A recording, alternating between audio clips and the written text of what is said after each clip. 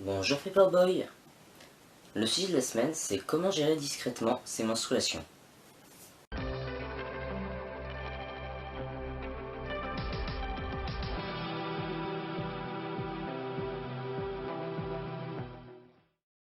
Bon, déjà, si vous allez dans des toilettes qui sont pour tous, par exemple les toilettes des bars ou des restaurants, où de toute manière il n'y a qu'une seule cabine de WC, donc au final c'est pour tout le monde, il y aura forcément une corbeille dedans, donc il n'y a pas forcément à s'inquiéter. Par contre, si vous allez dans les WC publics pour hommes, bah effectivement, dans les cabines, il n'y a pas de corbeille. Bah, moi, quand j'étais au lycée et que du coup, bah, j'avais parfois mes menstruations, bah, il y avait des toilettes mixtes, et puis sinon, bah, de toute façon, j'étais à l'internat, donc voilà, quoi, il y avait des corbeilles dans les WC.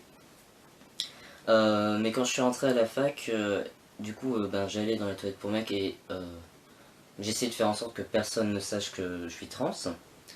Au final, j'ai eu que deux fois des périodes où j'avais mes menstruations. Je crois qu'à la rentrée, genre en septembre, je les avais eues. Et ensuite, après, quand j'ai commencé la testo, bah en fait, ma première injection, l'effet que ça a fait un peu aussi, c'est que ça m'a déclenché mes menstruations quelques jours après. Parce que sinon, de base, chez moi, ça n'a jamais été régulier, quoi. C'était pas forcément tous les mois, et ça avait une durée un peu approximative. Mais du coup, quand ça les avait déclenchés, ben, ça avait duré 10 jours, donc c'était un peu gênant. Et ce que je conseille de faire et ce que j'avais fait donc dans ces cas-là, ça dépend aussi de ce qu'on utilise comme protection. Si vous utilisez des trucs jetables style serviette ou tampon, donc moi c'était les serviettes, bah comme il n'y a pas de corbeille, ben faut faire en sorte de se déplacer tout le temps, bah, d'avoir un sac et d'avoir sa propre poubelle et aussi des rechanges. Bon, en gros, faut avoir plein de trucs sur soi et de faire en sorte que ça se voie pas. En fait, vous mettez ça sous plein d'autres affaires, puis de toute manière, en fait, personne n'est censé fouiller dans votre sac. Et pour ce qui est du bruit, par exemple des serviettes, bah, qu'on les enlève, le petit bruit de scratch, mais en fait, les mecs dans les WC, ils ont pas forcément l'habitude qu'il y ait des personnes qui ont à enlever des protections hygiéniques, donc en fait, ils savent pas à quoi l'associer ce bruit, puis ils font pas réellement gaffe. Puis je pense que de toute manière, en fait, personne ne fait gaffe à ce bruit-là, donc faut pas non plus se stresser avec ça. Et puis bah, sinon pour plus de discrétion et en même temps plus d'écologie aussi du coup et il existe des alternatives donc bah, des protections hygiéniques réutilisables comme par exemple bah, je connais des personnes qui mettent des cups et donc ça je pense que ça va être vraiment plus pratique.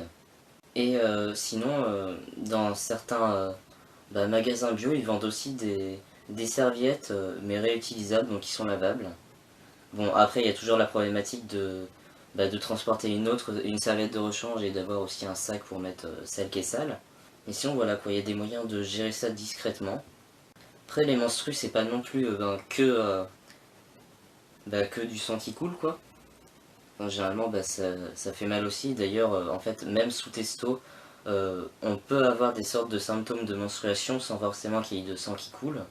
Enfin, je sais que par exemple, des fois, ça me fait mal, mais en fait, il n'y a pas non plus de logique derrière. Enfin, sauf que je sais que de base, il n'y avait pas non plus de logique dans mes cycles.